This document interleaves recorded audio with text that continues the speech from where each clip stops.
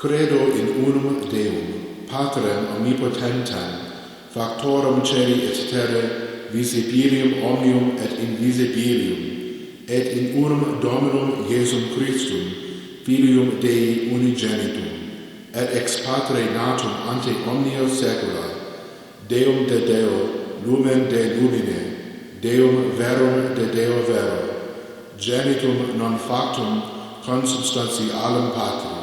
per quem omnia facta sunt, qui propter nos homines et propter nostram salutum descendit de celis, et incarnatus est de Spiritus Sancto,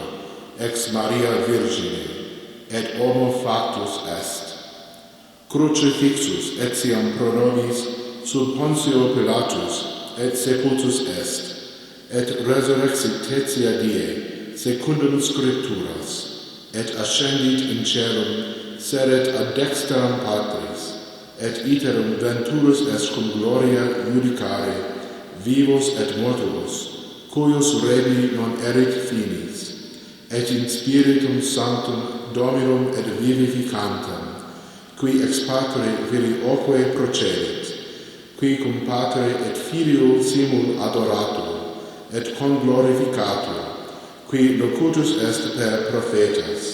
et unum sanctam catholicam, et apostolicam ecclesiam, confitero unum baptisma in remissionem peccatorum,